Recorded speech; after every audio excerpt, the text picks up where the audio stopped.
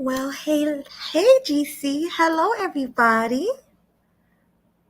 What's going on? It's me, Sweet Melody Media.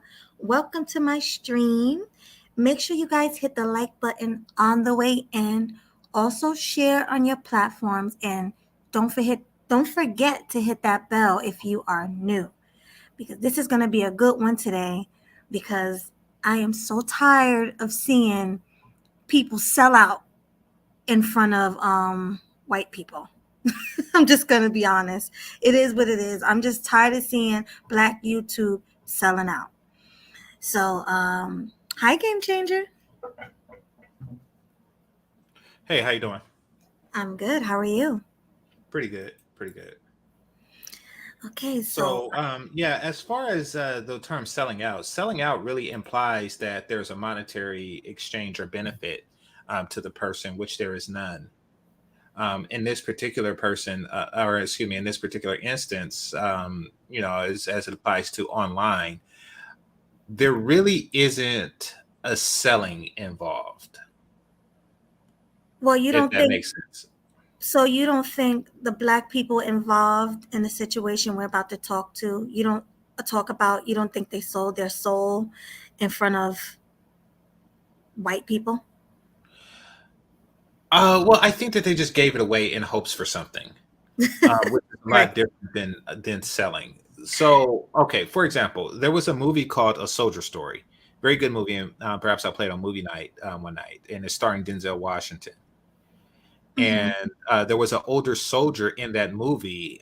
He was a World War I veteran, and he talked about how when they were stationed in France, how the white women there were impressed because they never seen a black man before. Right. And of course, the white soldiers, the white American soldiers, were jealous of the newfound attention that they got as a result of this. So what they did was they hired a guy who wasn't particularly bright or understood what was going on. They hired him to eat some bananas in front of the white women and embarrass himself as well as the race. This was their first impression of the race, and here you have this, person behaving in an apish way, and I think they did something like put a tail on him and really just humiliate him, and he didn't even see that that this was done purposefully. But the reason why I bring up that particular snippet or that particular story was because he he was paid. They Hmm. paid him to do that. Right. Um, the people in question, and we're talking, primarily about the women on the the Fresh and Fit show. They're not paid to behave a certain way. They just did it. Right. Now, Fresh and Fit, of course, are getting paid in clicks and views for creating a controversy or what have you. However, that's not really the same as the source. They're not really selling out, from to the white people. They're just selling out just to sell out. Does that make Right. sense? No, it makes a lot of sense because they're Yeah. not getting paid to do it, but they're just doing it for clout, pretty Well, much. they're getting paid from a separate source. I mean, it's okay. So when a person says selling out to the white man, I don't know if it's really selling out to the white man. It's more just selling out to society for attention. Right. And the crazy part is these are dark skinned black women, okay, on a panel with a white supremacist, a well known white supremacist, laughing and joking about the N word, Hmm. begging this man to say the N word. Like, why were they so invested in this man saying the N word? What's your take on that? Like, why do you think they wanted him to say it so bad? Well, I seen it, and it had very little context to it, but it looked like Myron was leading it, and they just kind of like fell in with it. They just was like, okay, I'm just going to push the envelope. But I think that a lot of the women there just had a mandate of they didn't want to appear ratchet. They didn't want to fall into another negative stereotype. They wanted to seem somewhat pleasant to be around. So, and Myron kind of, took that in because, what had they lashed out, then they would have just been like, a ratchet black stereotype that got Frank castled. So they didn't want that because that wouldn't fit with their agenda, and that is to get new social media followers and subscribers. So they just kind of like played along, and they felt comfortable playing along because Myron and Fresh were playing along.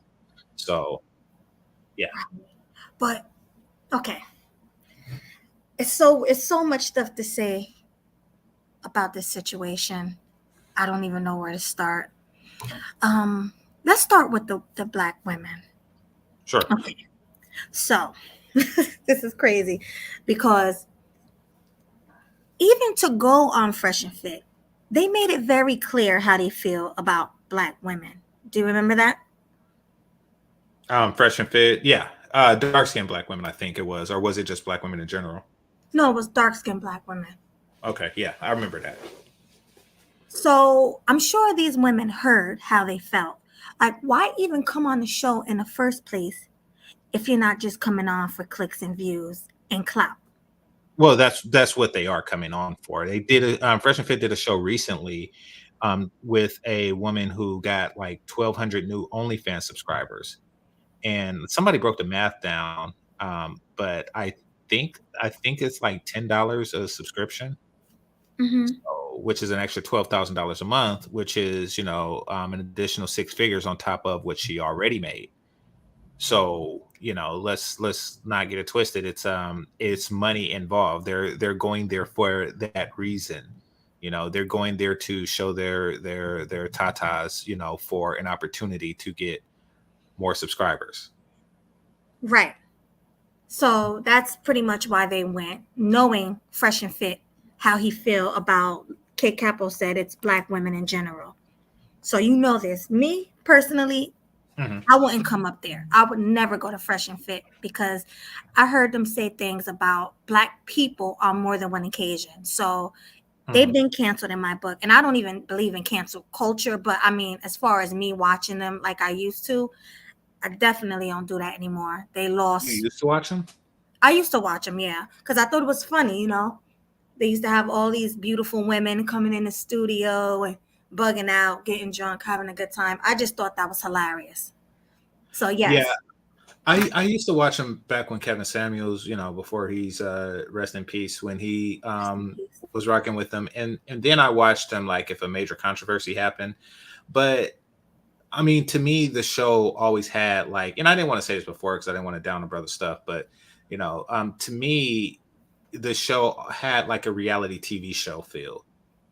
Right. That's why it was so funny to watch. Yeah, well, you like reality TV shows. I Mhm. don't. Um, I don't. I'm not a fan of reality TV shows. So, you know, but to those who like that type of thing, it's fine. But I didn't really watch it for that reason. Like, yeah. Right. It was reality TV, and I did used to question it like, is this real? Because it was always a fight happening or something like that, or Myron cursing somebody out. So it was hilarious to me. Well, So reality that's TV shows are really a competition for attention. right. And that's what the girls are doing. That's why people sign up for reality TV shows to get as much exposure as possible, and they know that you're not going to get any exposure just sitting down, minding your own business, reading a book. Like why would the cameraman point to that? So a lot of women are out of character, or they use one of their more attention grabbing personalities in order to gain camera time. So yeah, that's just annoying. It's really annoying. And it's crazy that these women actually went on there knowing how that podcast is. So they went on there and they were sitting next to Nick Fuentes, who I'm sure they knew all about him. because everybody knew about him, especially since the Pearl situation blew up. Everybody knew how he felt about Black people in general. So they're sitting next to him, kiki, haha, everything is so funny, smiling all in all in his face, boobs. Like you said, they're trying to be sexy, so boobs all out, Mhm. knowing that this man don't even find them attractive, and then they'll sit there and want him to say something stupid and entertain that. To me, that's just raccoonish all the way. It's like a lot of these women are self-hating towards themselves, and that's why they put up with people like that. Well, okay, there's two things. There's two schools of thoughts with that because one, I'm gonna just flat out say I don't think that she knew. Or when I say she, I'm talking about the one that kissed him on the cheek. I believe her when she say that she didn't know who he was. You see, because we frequent these spaces, we assume that others do. But if I wasn't a part of Black YouTube, I would not know who Pearl was, and I most certainly wouldn't know who Nick was. And I think that most people are on that page. They don't really know who these people are. And I think that these women are of the same mindset. Now, she did find out and she did, behave. She did behave a certain type of way after that, condoning or not really condoning, but, encouraging him to say the N word. Um, you know, like she did play along with that.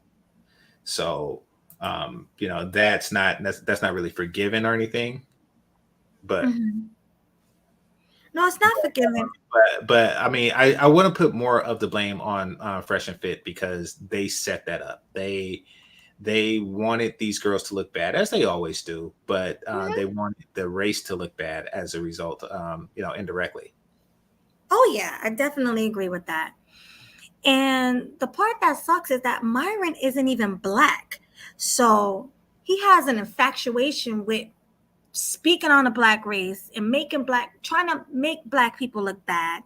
And let's be honest, if we can be mad at Pearl for having an interview with him and feeding into the racist things that he was saying, we got to be mad at Fresh and Fit as well. Yeah, and once again, it's not really that I'm mad at either of them, but I just see them in a different light, and I understand the type of personalities that I'm dealing with, and then choose not to deal with. But it's one thing to have an interview with a person with a white supremacist or something like that, like many have in the past. It's another thing to create a platform to temporarily lend it to a white supremacist so they can, get whatever rhetoric they have off. Right. Like So, even when Obsidian did it, it was like upsetting. Like, what are you doing? Are you clout chasing? Or do you really want to hear what this man have to say? Because we already know what he's about, mhm. and it's like he's talking about you. You're the person he's talking about. Like you with the dark skin, you're who he's talking about when he speak negatively. So how could you sit up there and laugh with a person like that Mhm. and joke with a person like that? And even I wouldn't even sit next to Nick Fuentes. I'm gonna be honest with you. I would probably be right across the table, knowing that this man don't like me. So it was just the whole thing is just cringe all the way. Just anybody who has anything to do with that white supremacist is just cringe to me. Right. Once again, if it was like a form of debate or something like that, then that's one thing. But just bringing somebody up, so lending the person a stage because you think that you want to drum up controversy is a completely different thing. It really shows a lack of priorities. Exactly. Now let's talk about the people in the space as well who who are all for Nick Fuentes coming on the show. Mhm. There's a lot of Black people in Black YouTube who don't see anything wrong with the rhetoric Nick Fuentes have to say at all. Right. So I haven't really been around the space enough. I only came across a couple people like that. But I haven't really been around the space enough to really see who's on that tip. You know, I haven't, but I do understand that it exists, and I have some understanding of why it exists. I mean, essentially, so for one, it's become clear to black men that white supremacy is a lesser threat than feminism or black female feminism or the change in black female culture. Mhm. Basically, white supremacists are less of a threat than the sisterhood. Right. Is general consists of most men in the manosphere, and from that they see any opportunity to side with white supremacy over um, a black woman, or the collective interests of black women, et cetera, et cetera, et cetera, as a good thing. But I think that in a lot of cases, a lot of brothers are just not really looking in depth into. They're not picking the arguments as they come. They're just like, oh, this over this. So they're not thinking strategically in that regard. Right. Or they can just be cooning. Just how how remember how we used to talk about the swirling situation back then? How black women swirl with white men just to throw it in black men's face. Right.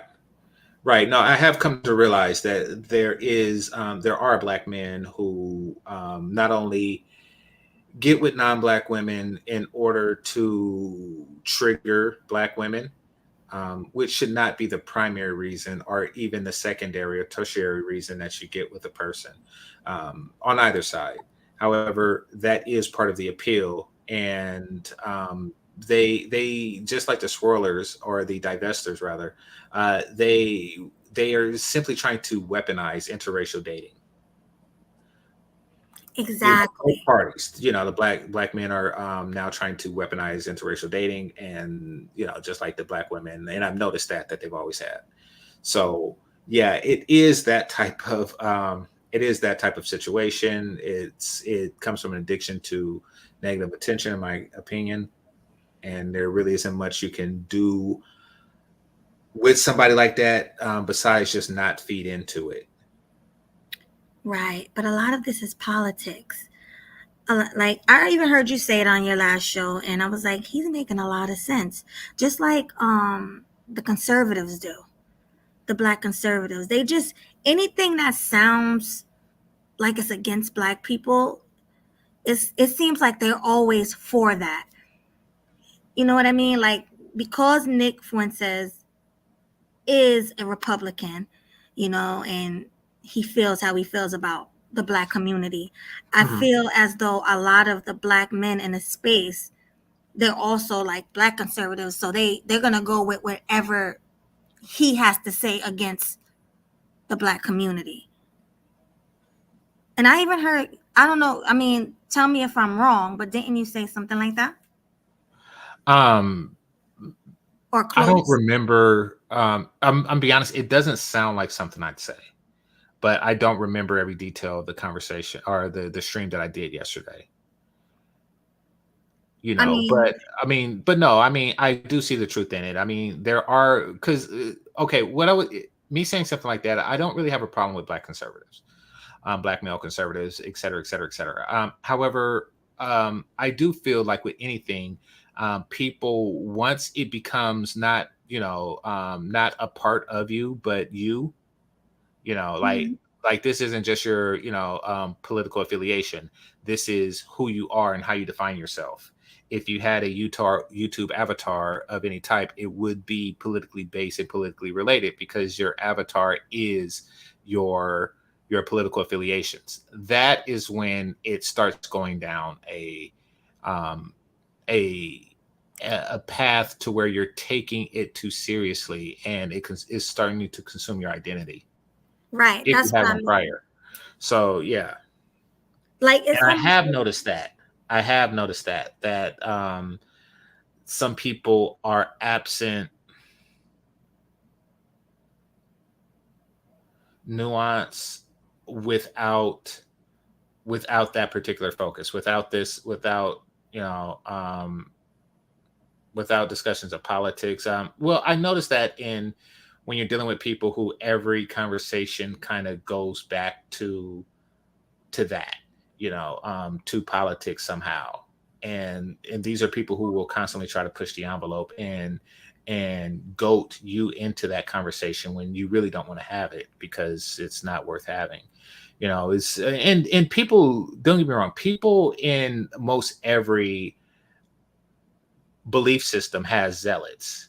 If you are a what do you call that thing in Scotland?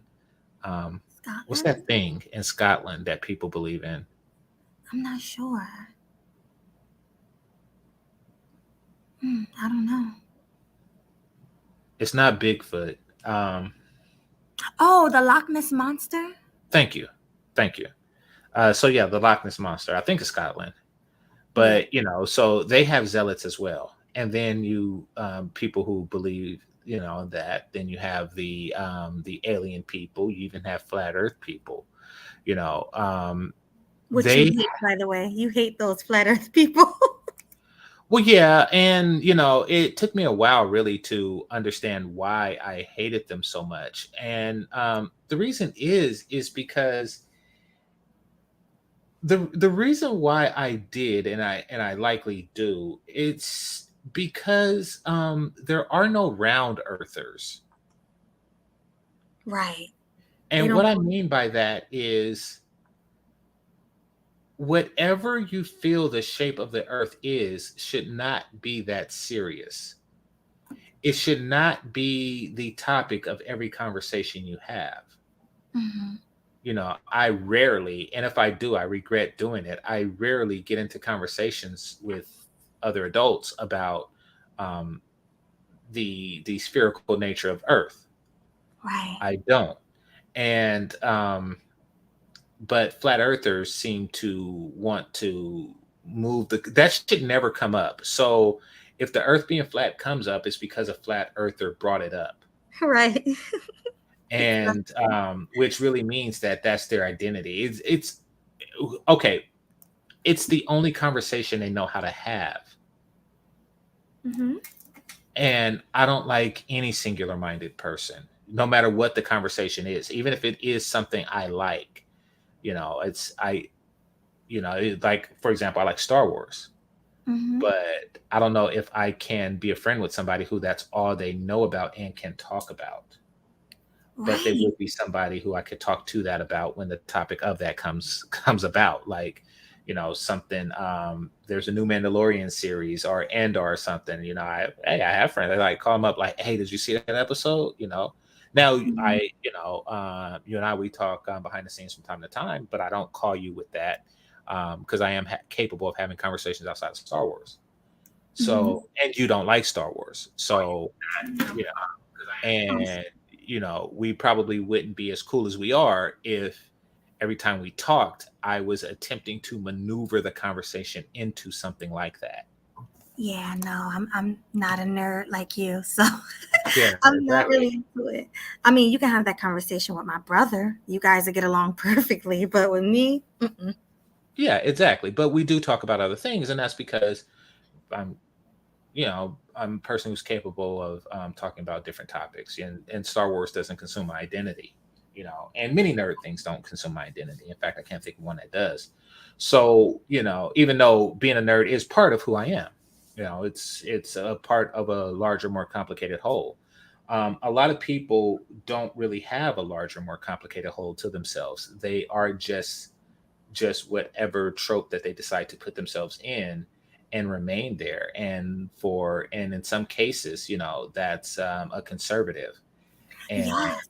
so they're so deep into that it consumed their entire personality, and that's all they want to do and talk about, et cetera, et cetera, et cetera, when you know And that's even what I when it's mean. not welcomed or wanted by the person that you're speaking with.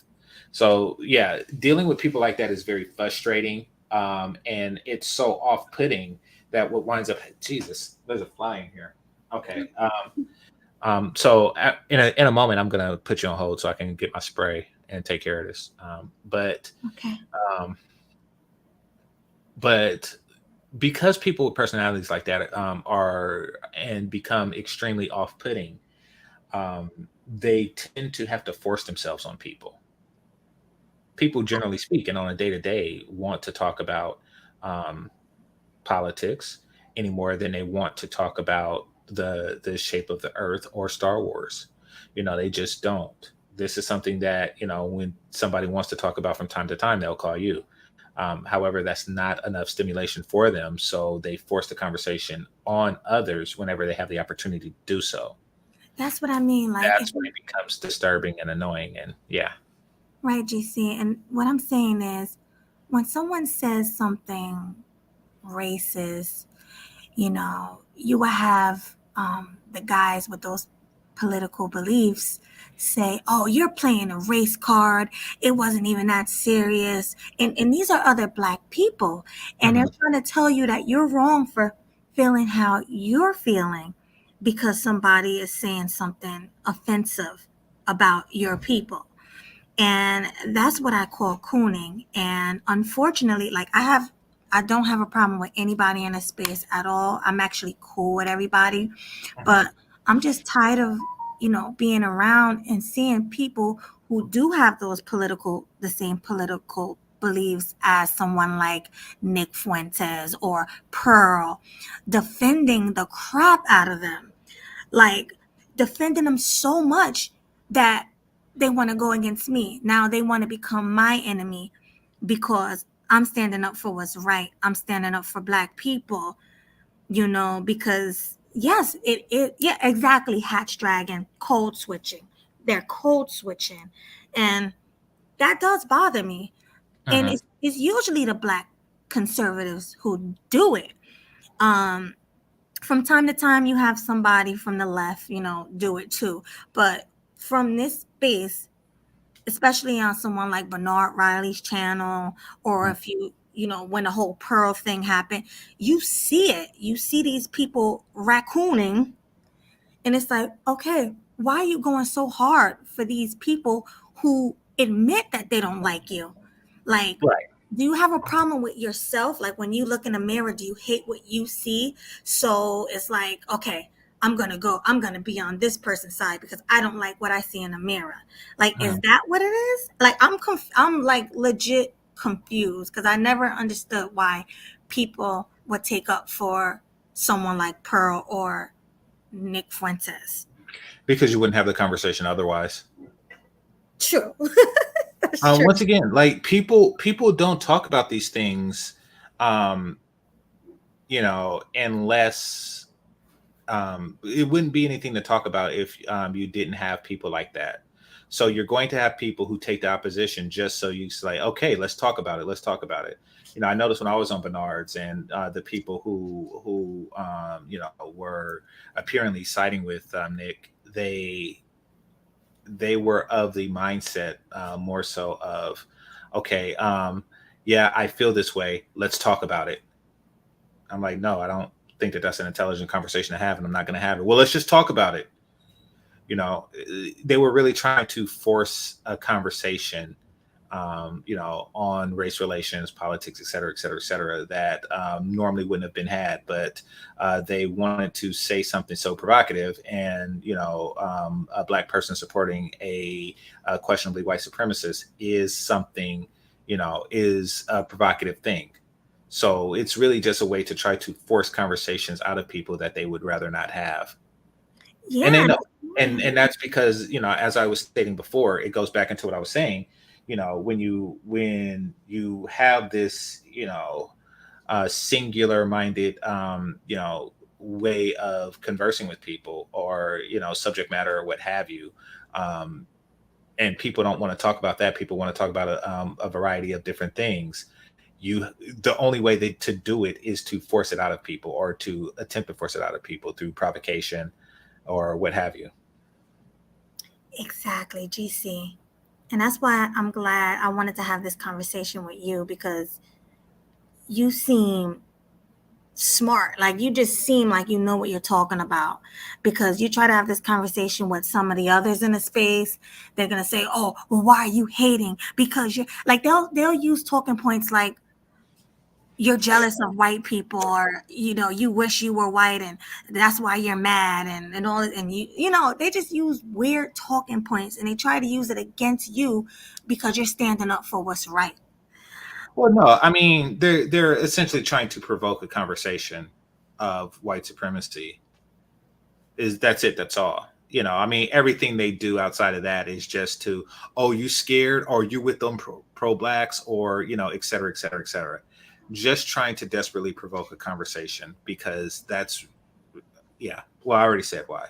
And I really hate when they try to call you pro black. Like, why do I have to be pro black because I don't like something racist?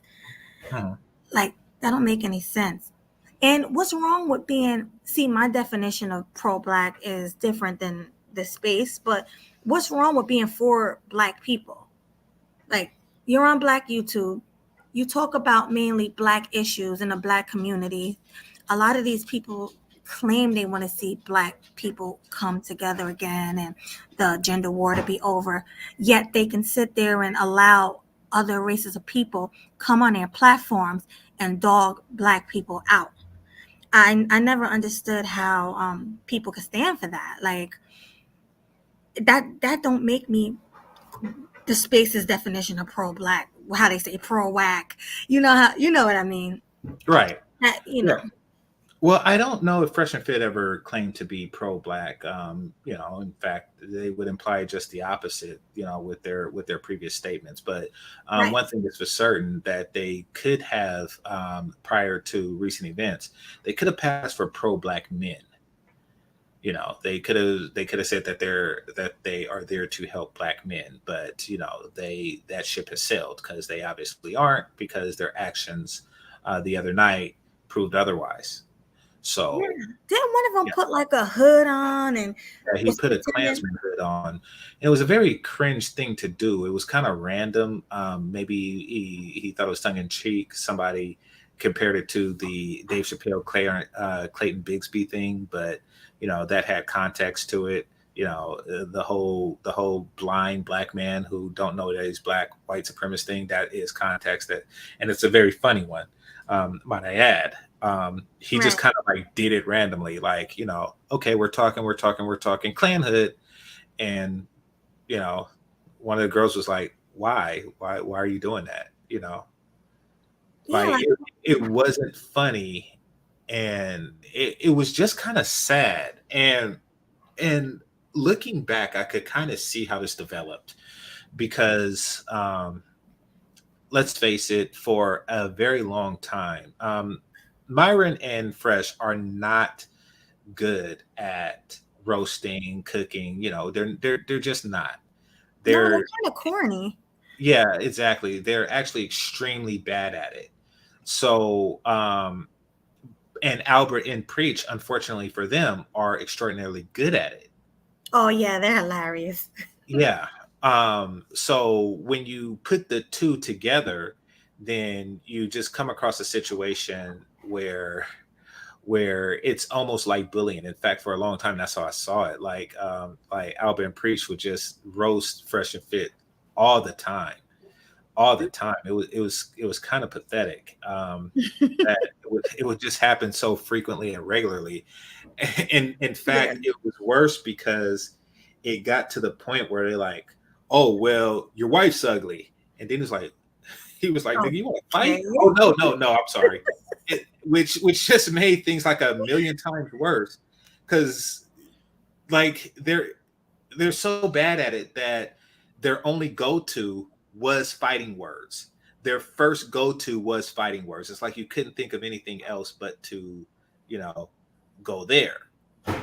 And, it elicited that particular response. And your response to the response was just horrible. So yeah, that was very bad.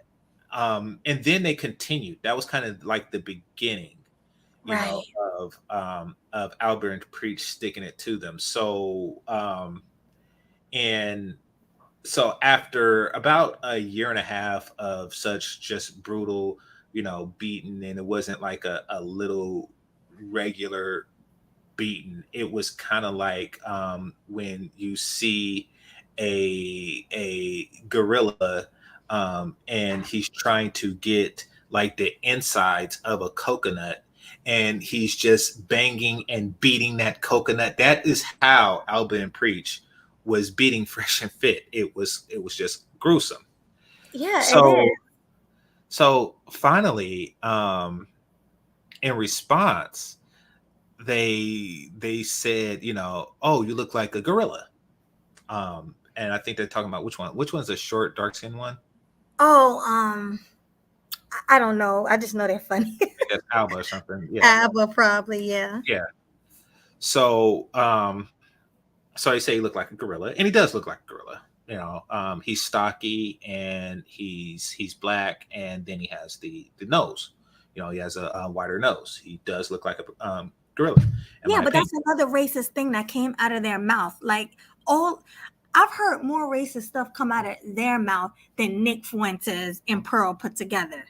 Well, see, Fresh and Fit. it's only racist because white people at one time said that the plurality of black people resembled that. But in my opinion, it's not really racist to say that a person that looks like a gorilla looks like a gorilla. And I don't have anything against Preach. I most certainly don't want him and Albert roasting me. Right. Well, you So might. You they're might. very good at it. It'll bring the audience. You might. No, yeah, it would bring an audience, but no, I mean, like I tell him, like, I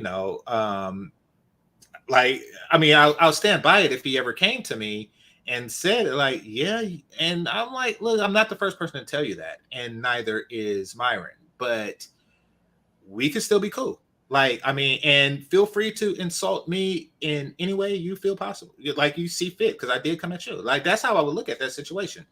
However, um, when he said it, he began to emulate a gorilla, and then that is just like, oh man, you are really really bad at this. See what I mean? Corny You are AF. really, yeah, it's like, okay, and that's because that particular joke don't really have any legs. Like, like they could sit and roast you on a show for an hour and just bring up the stuff that you're saying to yourself on your show. Like, Mhm. yeah, like they could do that for an hour and it'd be true. Saying you look like a gorilla is 5 seconds, and that's all Yeah. you got. So you just kind of spend the rest of the time making gorilla noises because you are so bad at it. You are Yeah. so bad at it. Mhm. Like, so then you have all of their enemies, and they have a lot of enemies. Mhm. Just calling them racist for that reason. And it seems like what they're doing now is they're like, okay, now I'm gonna just own it, and I'm going to double down into it. I'm going to get entrenched by it. And so that's where they're at now. And that's Yeah. why he's now doing clan hoods and stuff like that. But he's Right. a very, and I think it was Josh that said in the chat room, he's a very corny dude, and he don't really have anywhere to go with that. He has nowhere to go, and the only people who find him funny is people like Pearl. Pearl thought it was hilarious that he called Preach a gorilla. Like, she finds it funny. Of Right. course she would. She's not black and she's corny herself. So of course she's gonna think it's hilarious.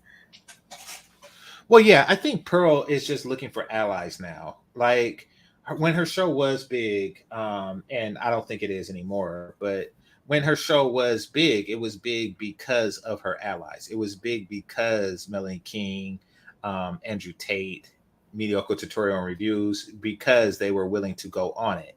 Now she paid them for that with Daddy's money, but nevertheless, it Mhm. was big because of her alliances, not because of her. Now she's running low on alliances, very low. Um, Mhm. and in fact, I even heard that Auntie Wanda quit, or was fired, or I what have heard you. about that. Yeah, exactly. So she's Yeah. running very low on alliances, and she's looking for others. And Fresh and Fit, you know, um, is her target for that. She's looking to get in good with them. Now, the problem is that she don't really have the look of a lot of the women that I see on the Fresh and Fit show. She Right. don't, and she's a very, very awkward person. And Just like Fresh and Fit. Yep. yeah, exactly. And moreover, she's not, at least her brand isn't that of a modern woman. So why do they need like an awkward frumpy chick on there that agrees with them? Like that Exactly. doesn't, like their best shows is when they get the more disagreeable women. Yeah. Not this dumpy, like you said, dumpy, pasty, racist chick. I mean, the I'll only be right reason back. why okay. So the only reason why I feel Pearl brings an audience is because of her editors, the people around her, raCOONS. Because let's be honest, everybody, Pearl brought out the raCOONS. So did Nick Fuentes and any other white person that come stomping up in a black space is gonna bring out the raCOONS. I mean, honestly, I remember this was a long time ago. This was a few years ago. There was a white guy. I think he was from the White Manosphere, and he came to the space. And it seems like all the black people who got on a panel with them. I don't know if anybody here remember that, but it seems like everybody bowed down to Massa. Like everybody was like, all hails this guy. It's almost like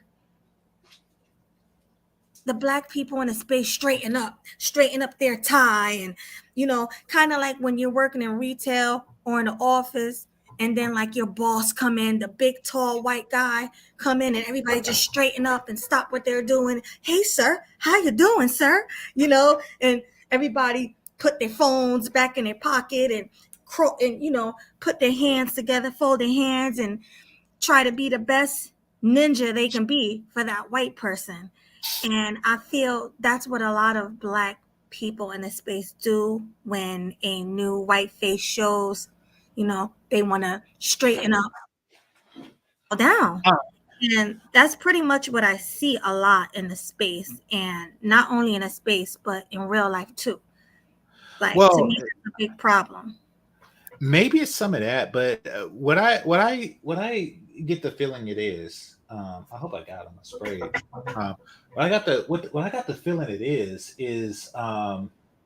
it's really not just the fact that they're white. It's really more of if they can bring subscribers. I If they mean, feel that that this too. person can bring subscribers, then that's when you get the whole straighten up, buckle down, et cetera, et cetera, et cetera. And not and really just speak to them in a way that will get them to come back, Right. you know. And Exactly. that's what I think that many of the girls were doing, or at least they had that in the back of their mind.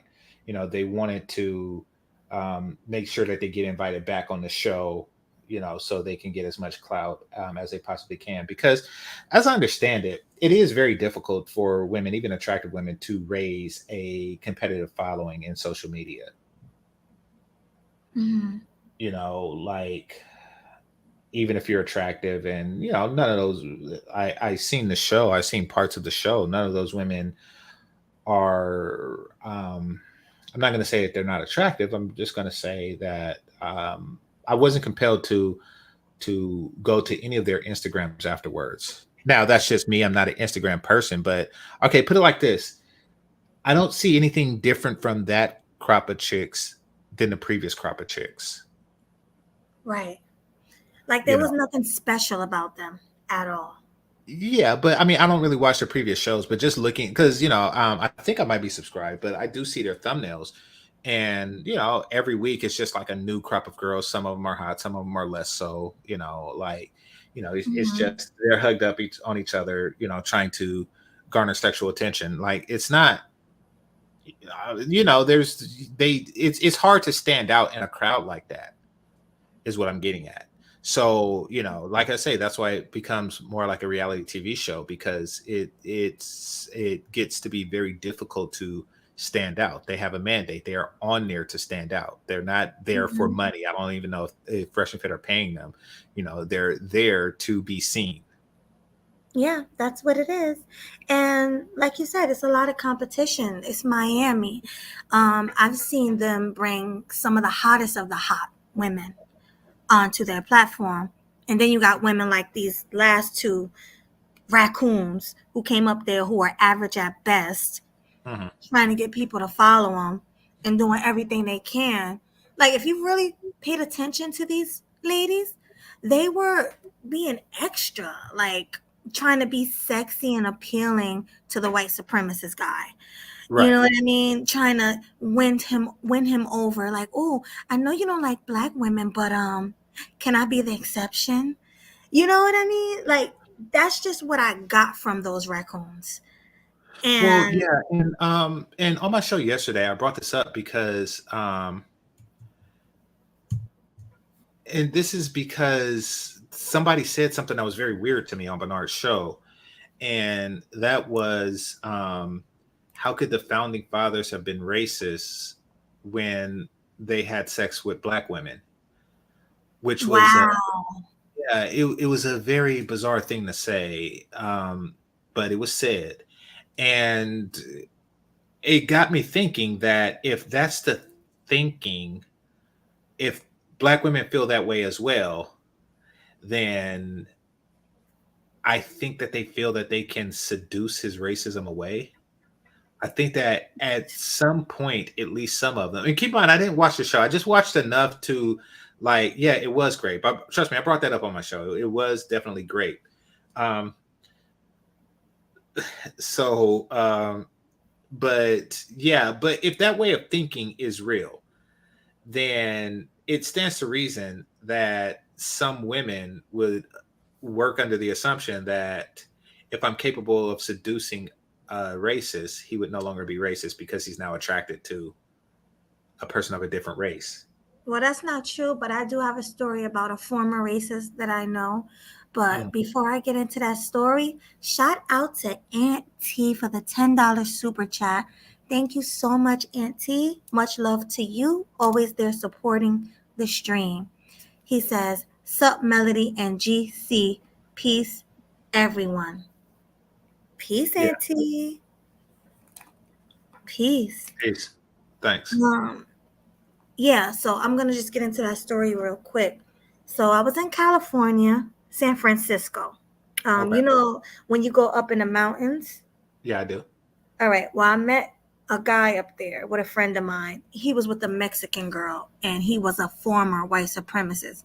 And he was real cool. He was real nice. And he was saying like, yeah, I used to be a white supremacist. I couldn't stand blacks, Mexicans, nothing. And look at my beautiful wife. I married her. We have kids. And I'm sitting here talking to you. That's Mhm. what he said to like me and my friend. And I'm just like, wow. So what made you change? He just like, I just realized how beautiful, the women were. That's what came out of his mouth and the cultures. And I just knew it was stupid. Like he was saying it was just dumb for him to even be like that. But he was just pretty much following his family because I guess his whole family were white supremacists and that's the reason why. But he just realized how dumb it was because, the cultures are beautiful. White, Hispanic, Indian, all types of, he learned that everyone wasn't how his family made it seem. Mhm. Well, he seemed to be a different. I mean, there's a lot of things that lead guys like that into that particular life. And from what you tell me about him, and this is true for a lot of people in that cohort. I mean, most of the guys that are in any way affiliated with that, especially here in California, are really just people who are really just white dudes who find themselves in prison and they don't have a choice. You know, Mm-hmm. you have to tribe up in California prisons. There is no whatever you thought you were before. If you were a wigger before or anything, you are that now. There is no options. You know, Right. It's a so yeah, exactly. So most of them who are of that mindset comes from a prison background, and that's how they grow their numbers mostly. But there's another aspect that, and these are just young guys who are looking for a place where they belong, and they're willing to accept anyone who's willing to embrace them. And organizations like that embrace anyone that's white and willing. Right. So they join for that reason. Now, it seems like in his particular situation, so J-Lock is asking what, she's Mexican. She's Mexican woman, yeah. yes. She's like But my complexion, a Mexican like my complexion. yeah.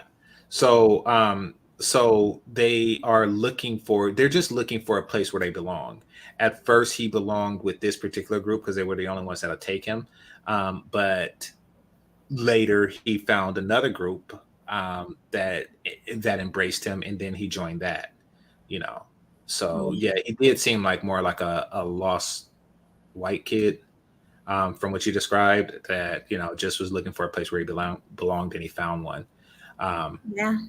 yeah.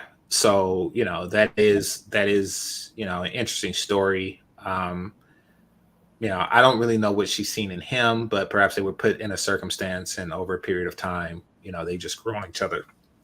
Yeah, But they it are. happened, And he whatever still it was. has and he still has the tattoos. Like you said, it must have been a jail thing because he had like tattoos all over him, bald headed. Like he fit the description. Yeah. Um, but those tattoos were like he was saying that he want to get rid of the tattoos because they represent racism, but he just haven't come around to doing that yet. Mhm. But it just was weird, and I'm just like, wow. And he was like the nicest guy ever. Like, and Mhm. I don't smoke marijuana, but he was asking me and my friends. I was with a couple of guys and girls, and he was like, "Hey, anybody wants some, marijuana?" He was offering marijuana. He was being very nice. Um, yeah, skinhead, like a skinhead. Yes, Dimitri. I think that's what what they said he was. Yeah. No, I mean, I met white dudes like that. I actually had, a neighbor like that in the past. And yeah, it almost always is like a prison thing out here in California. Yeah, he looked like I he mean, went to prison. he mentioned something different because, he was like that before. He said he was groomed that way at a Hispanic. very young age, Yeah. which is, but I mean, if he grew up in San Francisco, which is, extremely diverse, the only way he would be absent the influence of other cultures is if it was deliberate. He deliberately isolated himself, or he was, socially inept, and he was isolated as a result of that. But yeah. Yeah, but I think it was like the outskirts. I remember San Francisco because we crossed that bridge, Golden Gate, I think it was called. We had crossed that bridge. Is that the right bridge I'm talking Well, about? there's several in San Francisco. Where did the bridge go? I don't even know. It was a road trip I did years ago, but Was it Burgundy?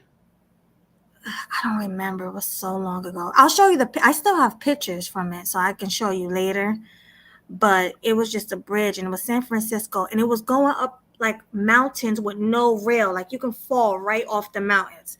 And I think it was up in Yeah. like the Indian reservations, like going up towards the Indian reservations. And the guy was saying like this is where they grow marijuana at up here.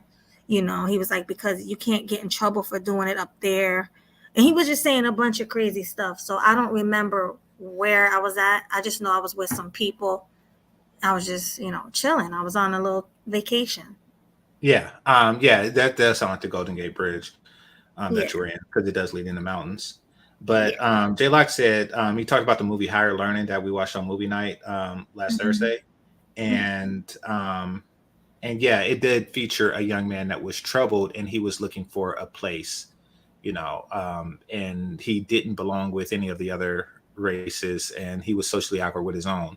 Um, so yeah, it does seem like your friend fits that particular description. Like if he could have been with the white fraternity boys, drinking beer and crunching white vajayjay, he would be doing that. If the skateboarders allowed him in, he would be in that. If the dudes that do, bike flips allowed him in, he would. Like it did seem like this was the only white tribe that allowed him in.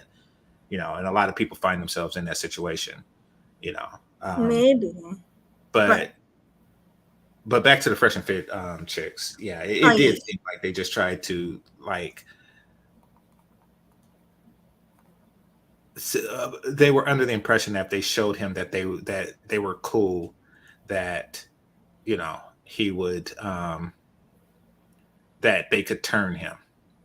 Yeah, I mean, and trust me, this is from what I've seen very little of. Hmm. Yeah. I heard about it and I saw a little bit of it, and then I heard you do a show talking about it, so that's why Talking I about wanted to. what? Oh, you're talking about that. Yeah. I only seen very little. I just kind of skimmed through it to get the context of the N word and why was Myron behaving like that with a clan hood on. I was, and then so I Oh could yeah. get the thumbnail for the that you seen on my last show. Yeah, because I wonder if they're gonna get canceled for that. You know how cancel culture is. Like, do you think people are gonna go as hard on them as they did Pearl? Because if they don't, I'm honestly starting to think that it is selective outrage at this point. Like people were Mhm. saying, because people were so upset at Pearl, canceling her, making shows, doing this, doing that. Now, when it comes to Fresh and Fit, I want to see the same outrage. you I don't know. know I mean, I think I don't think that it'll have too much of an impact on them because it's what their audience watched the show for. Right. Like their audience watched the show for a completely different reason than that. So they don't really have an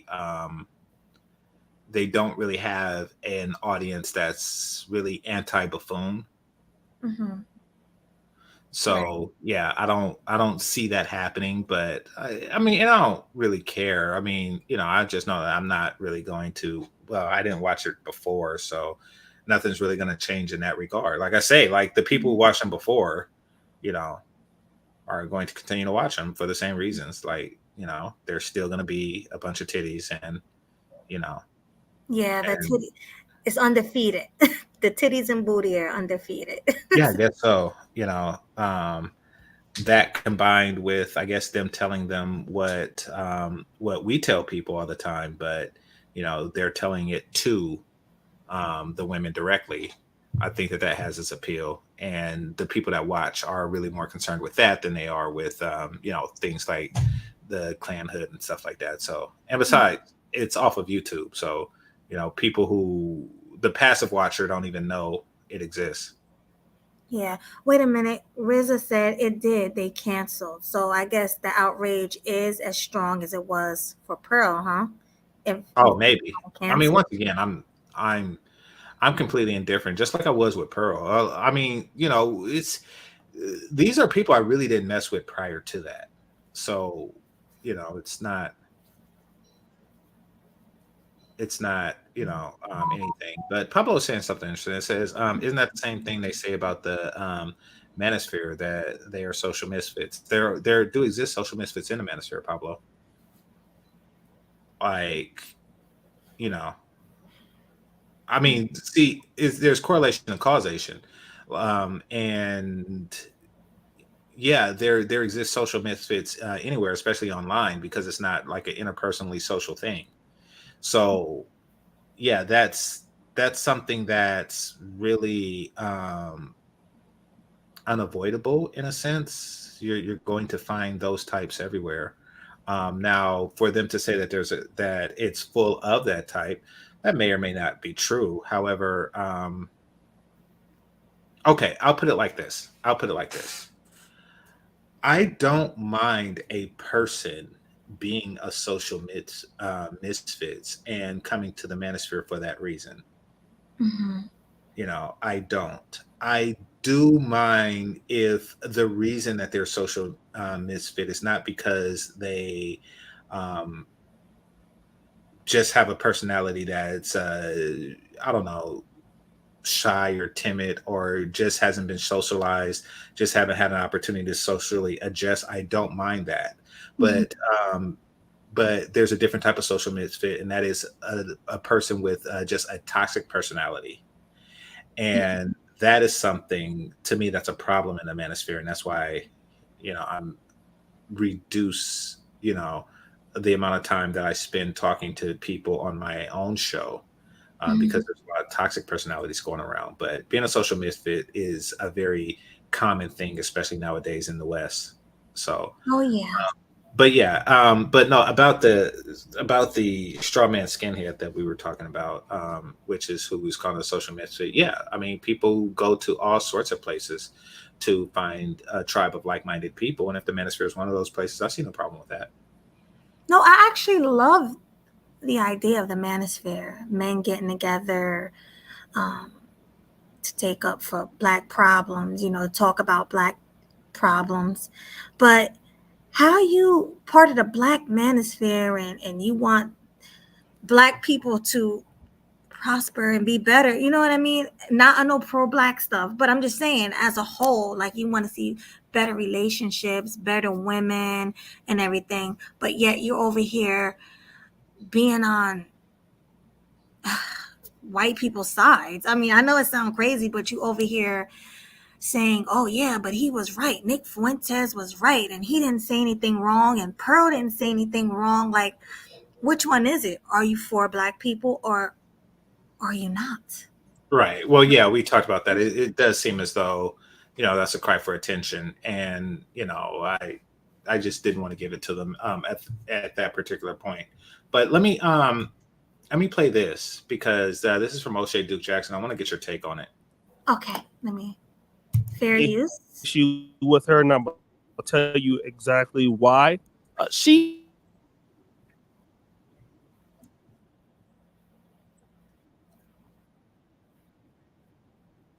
some people threatened to take her life, and she seems like, again, like she didn't know who he was on the show. Photo that I took with Nick. This would be my third time on the show, and the first two times it was about relationships. You get what I'm saying?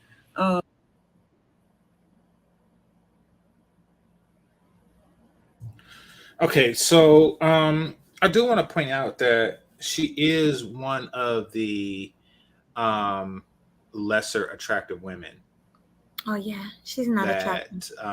that appeared on the show that day, and also just from the aggregate of what I seen on the show, she's definitely one of the lesser attractive women. Also, her dress pattern is Yeah. far less salacious than the other women, but that's here nor there. It's even off. Well, first of all, looking at this picture, she doesn't have a bra on. It looks like she's just letting them hang. Okay. And second of all, that tan sweater with that striped shirt, it just don't go. Sorry. Yeah, yeah. So, in addition to everything else, a poor sense of fashion, and the dyeing the blonde dreads is is kind of like a head scratcher. So there's a lot here that really shows that her thought process is really inconsistent with the rest of society. Mhm. So I want to start with that one. Right. And those glasses, I don't like them. They're like wireframe grandma glasses. So yeah, it's a lot of things wrong right there with this picture. Yeah.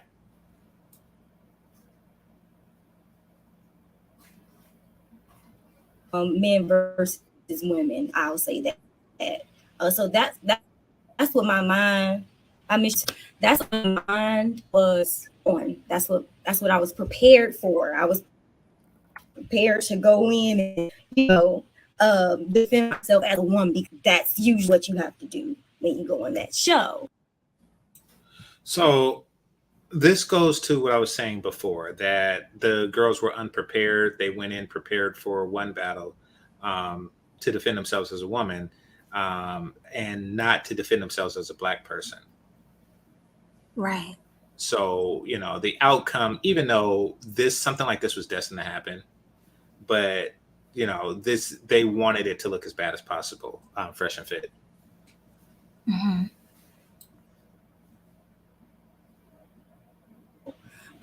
Unfortunately, that's not what happened this time. So like I said yesterday when I was trying to do this live, that 5 or 10 minutes before the show, we see Nick and we confused because we're like, why is this white boy here? You don't even know who Nick is. We never heard of Nick, any of that. My mistake is not questioning it when not using my discernment. That was my mistake. My mistake was not asking questions and just not putting things together, because I was excited to be on the show because I was mentally prepared to talk my shit, but not about politics. I'm not a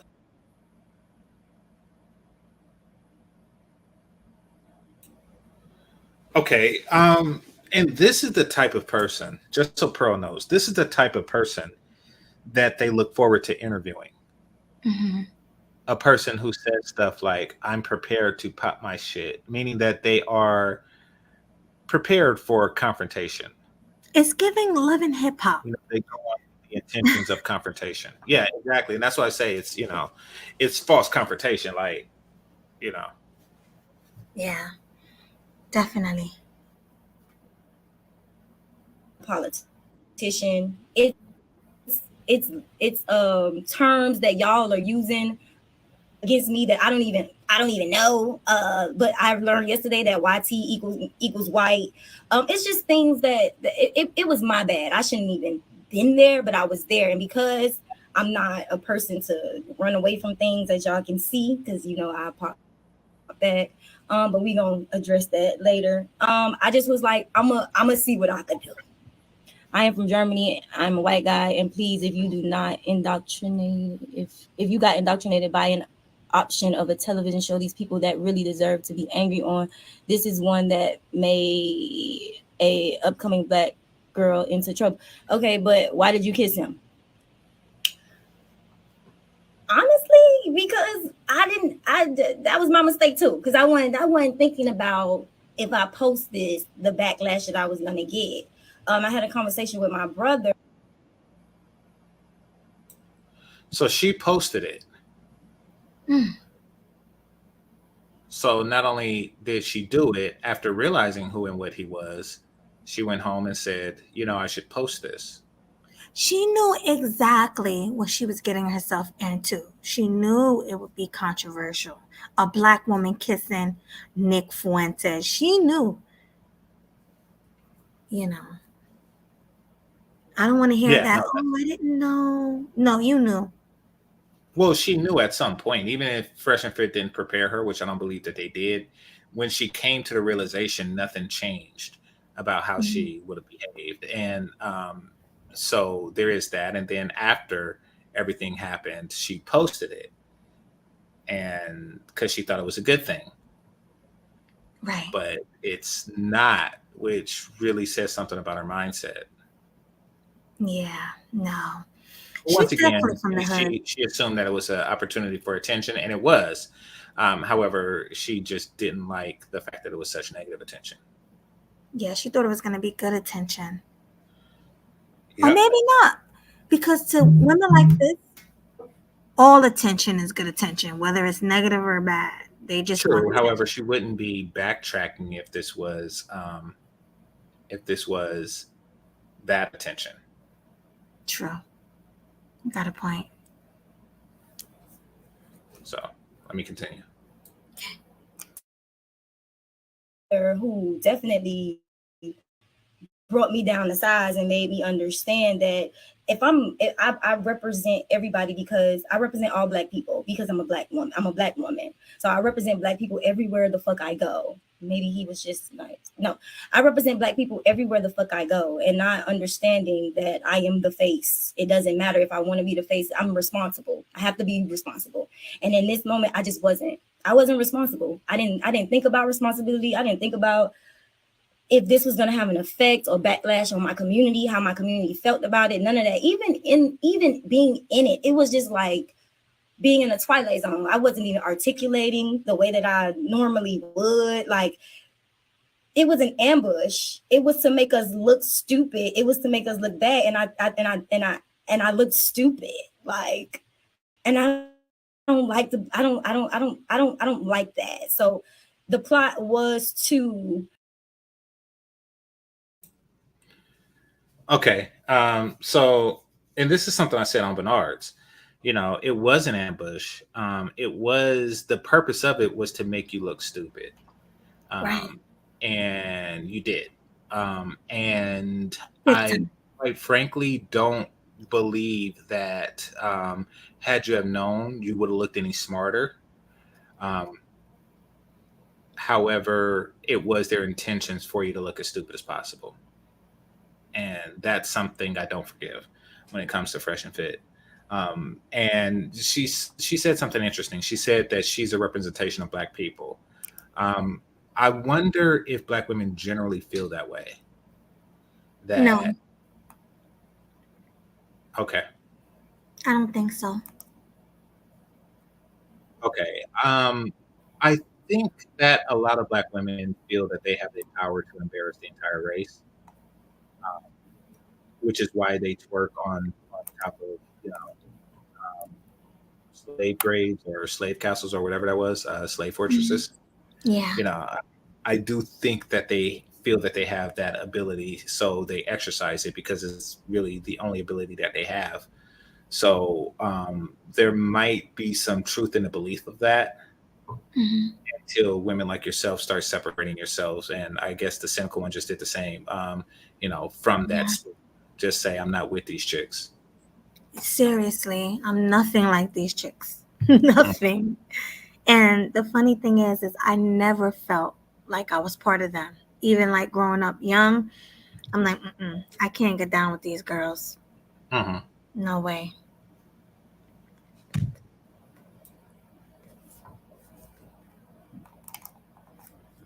get us in this round table to make us all look stupid because we had no idea what we were going to be talking about in the first place. Did any of us ask? No. Kissing him on the cheek was a mistake in itself, in the sense of I literally sat at a table with a white boy who is disgusted of my existence, and then I take a photo with him laughing and smiling and kicking. That was dumb. That was stupid. That was dumb as fuck. That was a dumb as fuck moment. The fact that I understand that you all feel like I don't deserve your grace, because I should have been smarter than that. Because I look smarter than that. And I was just being my gloating self. And like I said, I wasn't because my What's a gloating self? I don't know. I was thinking Is the that same another thing. language or an English word I haven't heard yet? I've never heard gloating. Maybe, well, she looks young, so maybe it's like a younger generation, like Oh, 20. a new young term. She don't look that young. She don't to you? I don't know. I can't tell. Oh, you think she's 30 plus? Yeah, I think she's 30 plus, or you know, at least I'd hate to think that she looks like that in her 20s. And I'm not saying like that, like it's a bad thing, but she does look I like don't know. a secretary. Oh, Water Sniper says she's 30. Okay. Yeah, yeah, that's about right. She's That's 30, kind so of like she's what I put her at. Yeah. okay. So I was wrong. So I don't know. If she's 30, she shouldn't be talking like that. I don't know Well, what. no, I mean, it could just be one of those. It's a vocabulary word. Yeah, Galodian. I'm gonna look it up. See if Oh, it's a. somebody said that's her name. Her name is Glodian. Oh, her name is Galodian? Well, even still, I'm being my Glodian self. That's what her name. That's how she says that. Okay. Galodian. Okay. That's a weird name, but anyway. Yeah. Okay.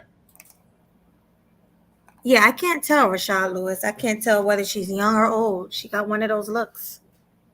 pure existence make him uncomfortable. It was like, what you gonna do, bruh? Because you really not gonna do nothing. All this shit you popping, you ain't pop in the front of us. To me, because to me,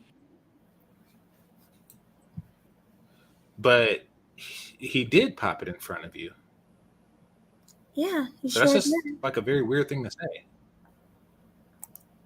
Right. He said the N word in your face. I don't understand. She's just making up excuses because she knows she looks stupid. He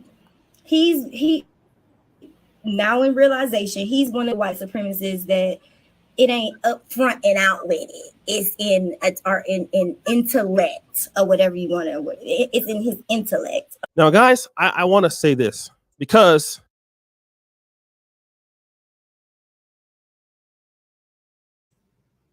And that's that. So,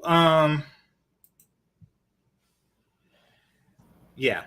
So she obviously found herself in a situation, and that's the way she saw fit to handle it. Now, one of the things I noticed, and this is what I believe would be the best way to handle such a situation. This is likely the way I would have handled the situation, and that is to up and leave.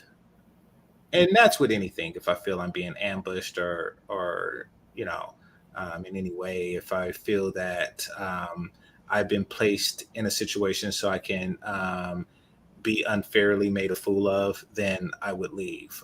If Right. I'm brought to debate a topic against a person who was completely prepared um, on a topic that I wasn't prepared for, then I would definitely leave that situation before I stay and make a fool of myself. That's really the smart thing to do. And I'm pretty sure that thought has crossed the mind of many of the women there.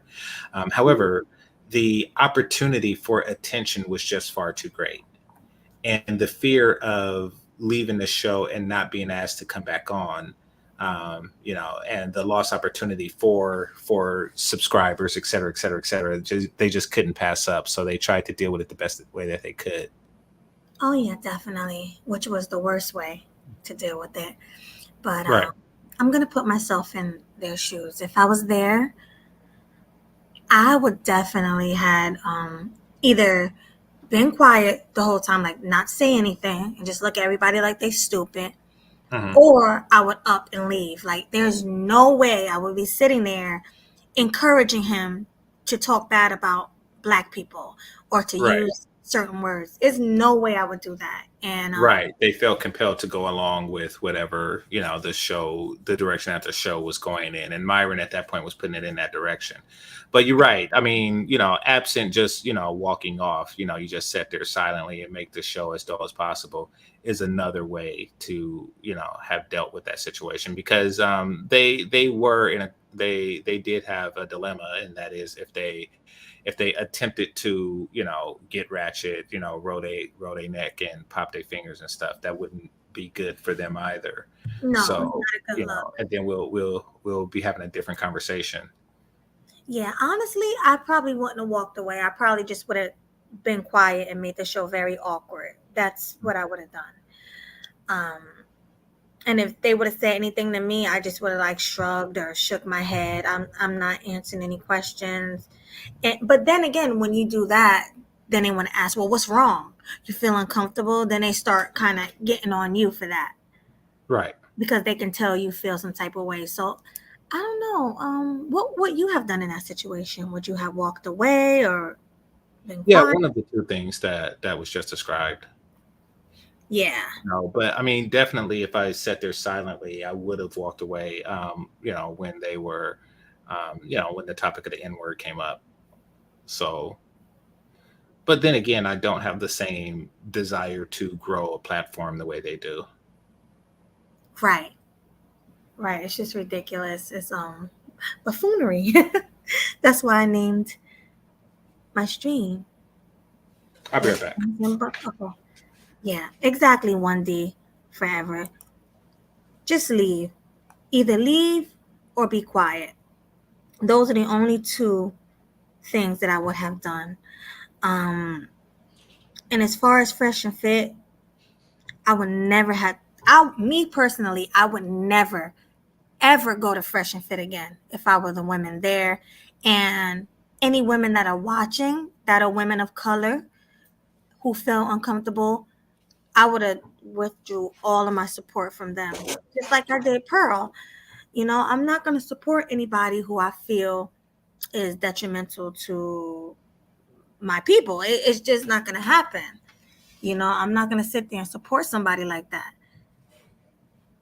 I mean, it just is what it is. Mhm. And they're just cringy. Like you said, they're not funny. Like, the only thing they got going for them is they have a platform where they bring up beautiful women. That's it. There's nothing else about them to me Well, at yeah, all. yeah, they made it that far, which is great. Right. Myron is adept at regurgitating a lot of the manosphere talking points. Oh, yeah. He's extraordinarily gifted at that.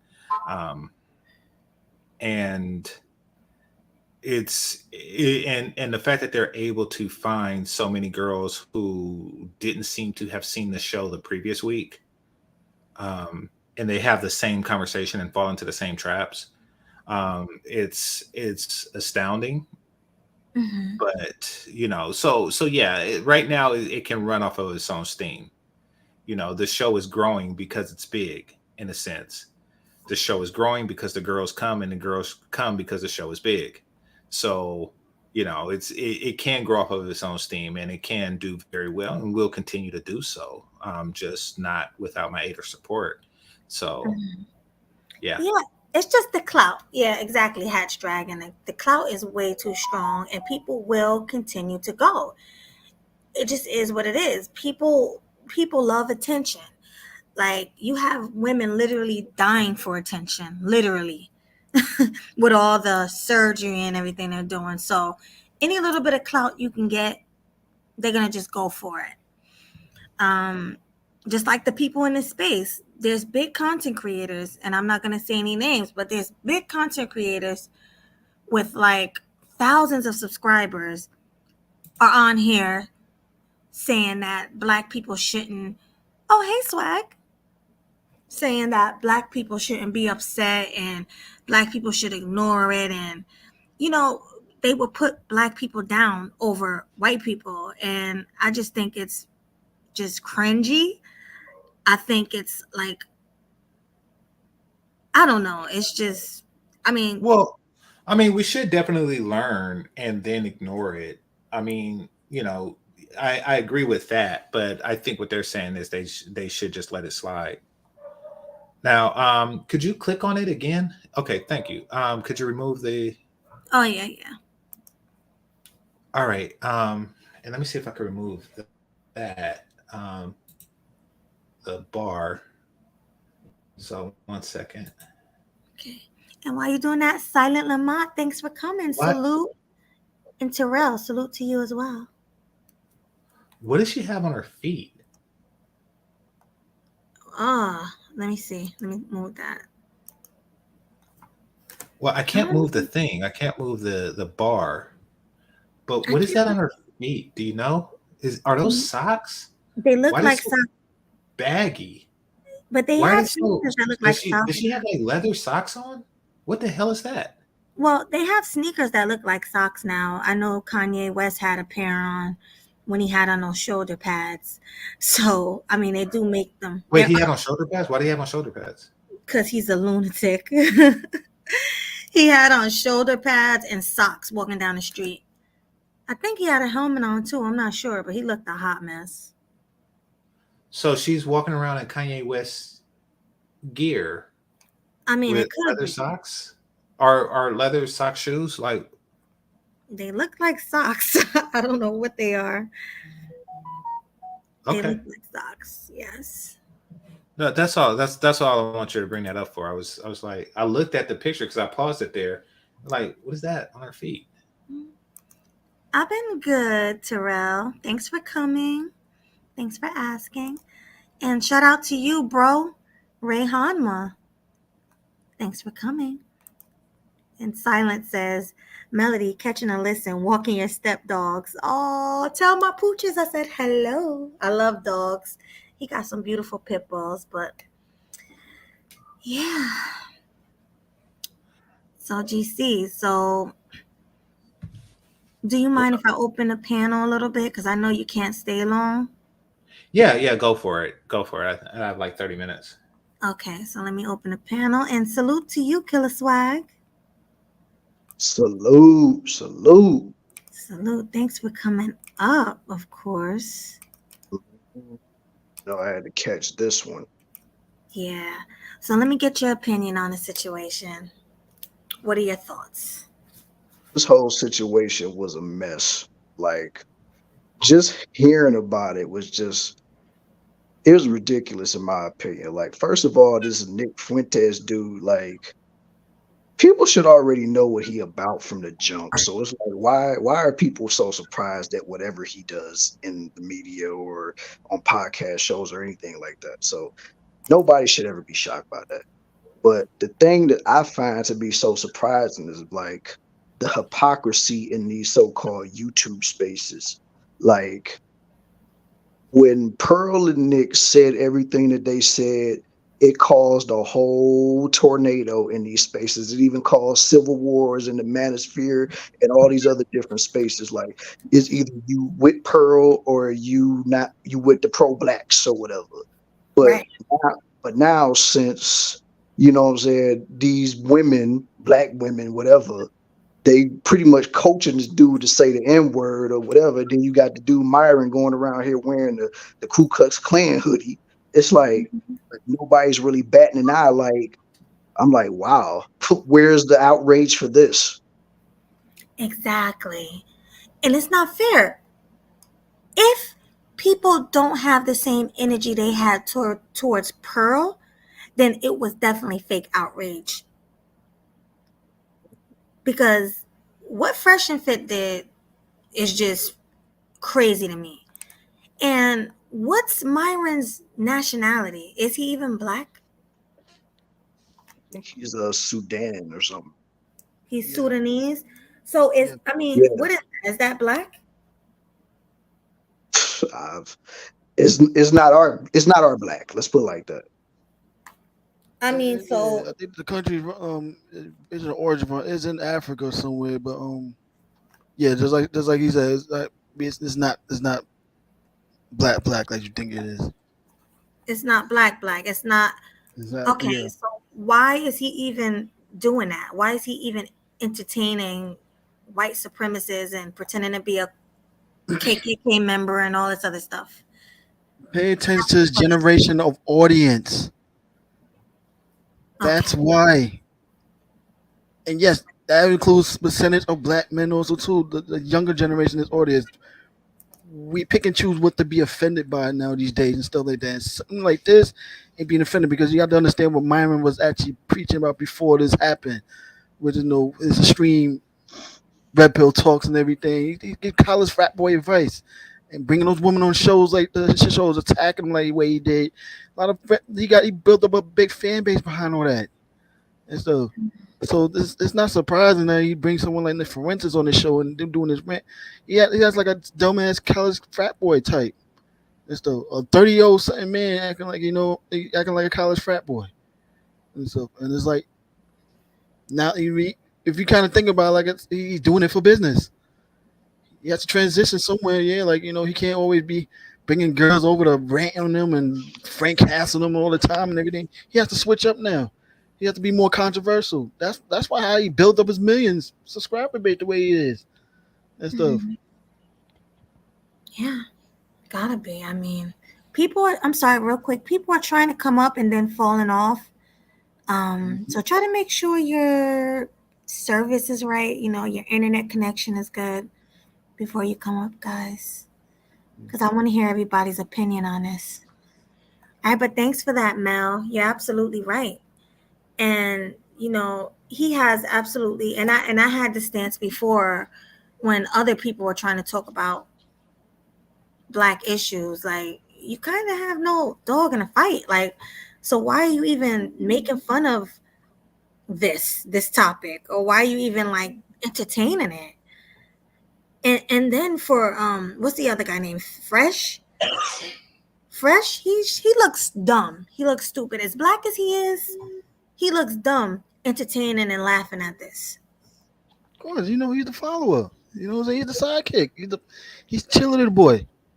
That's who he is. Like, I mean, come on, man. Like, I will say yes, he is sort of a trick. He's trick and act like he's not, but he is one. Think about Right. it. I mean, Yeah, it's just kind of disgusting. Prime VA 757 says Fresh is Caribbean, but he's still black at the end of the day. He blacker than most American blacks. So for you to sit there and entertain that and laugh at it is really not a good look. because like Prime said, he's Caribbean. They don't see themselves as Black American.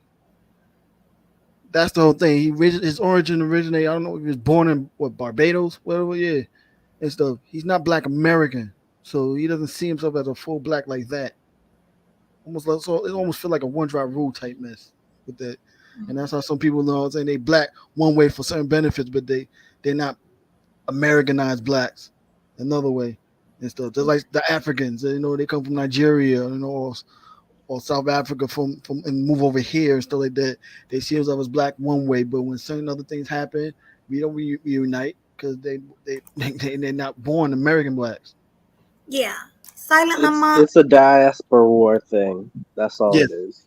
No, because this is how I feel. If you weren't born here, like if you're Haitian, Dominican, I don't care what you are. If you were born here, you have the right to speak on Black American issues because you're American and your skin is black. But if you were not born here and you just come over here and give your 2 cents, I just don't feel like you have not saying you don't have the right, but it's not your place, to make fun of or speak about Black culture. That's just my opinion.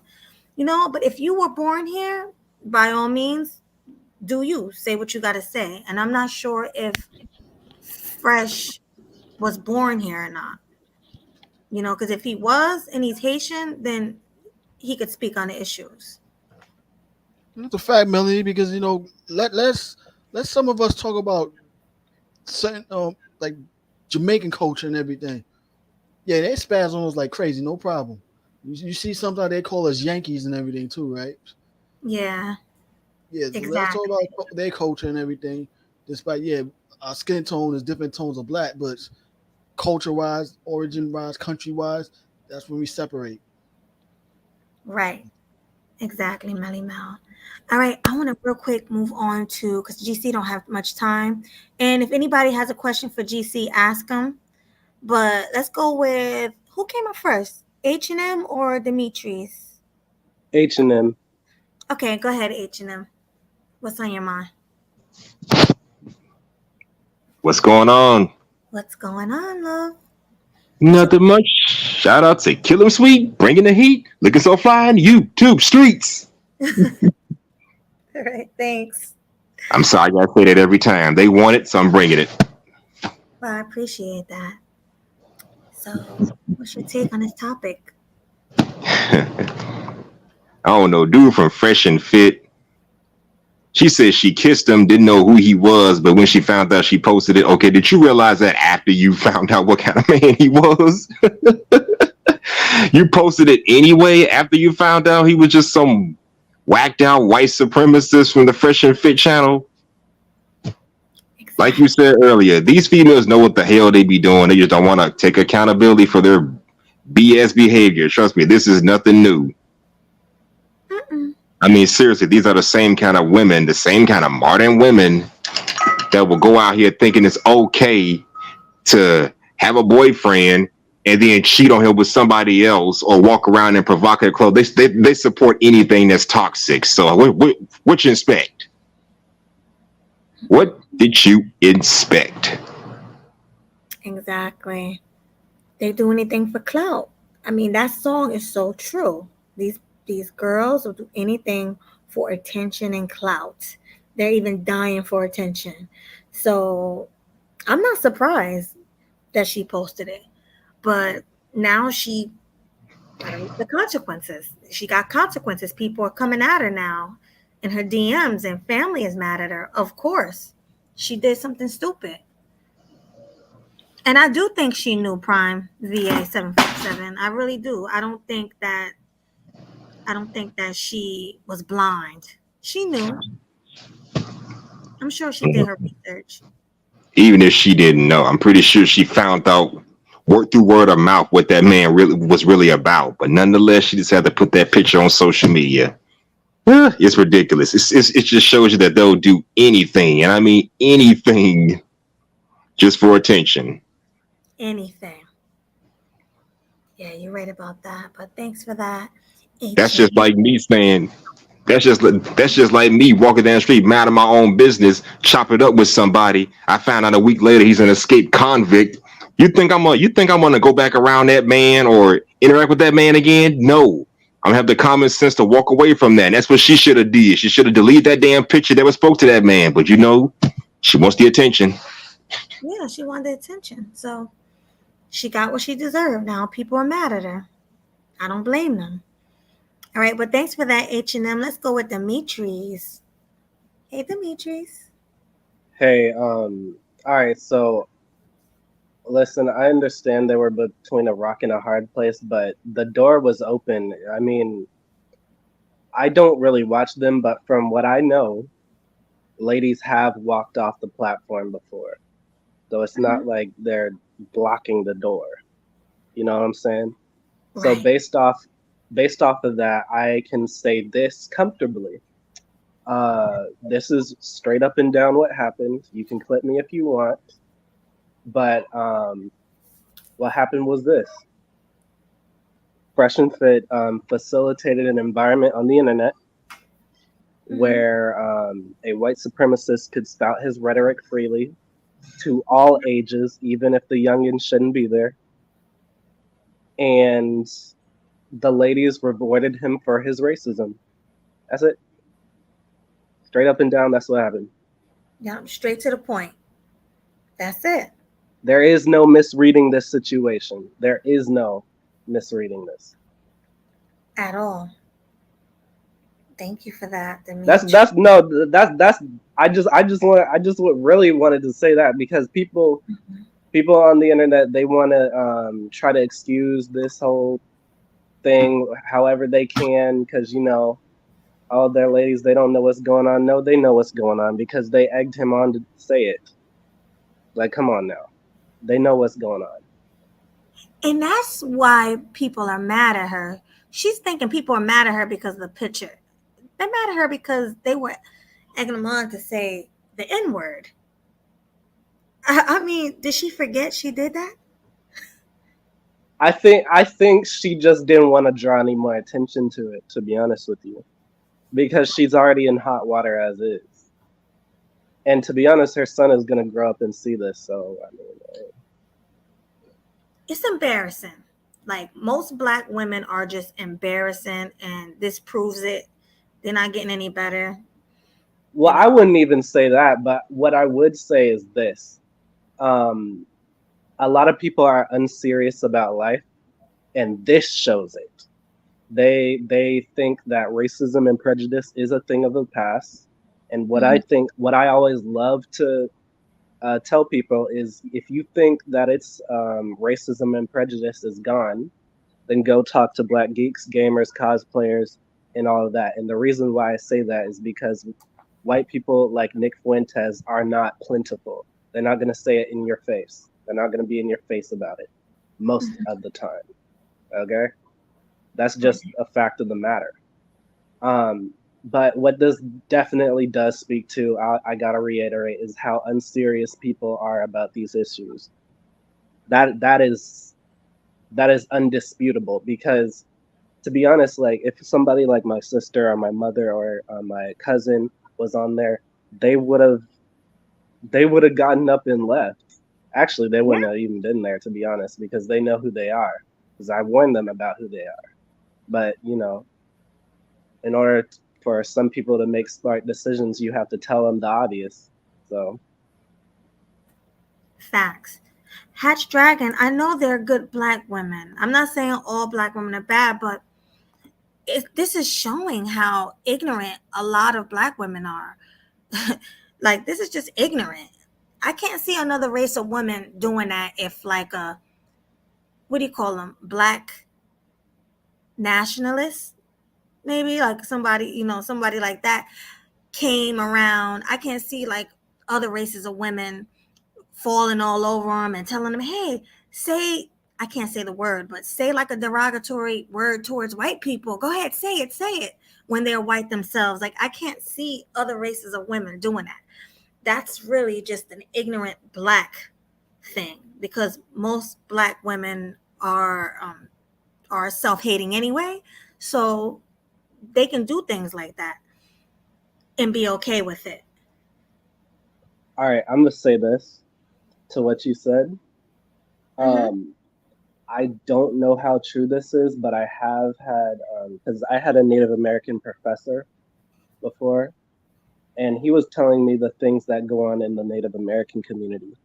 And if you think this is bad, then you should see the identity crisis that's going on with the Native Americans, with colorism, with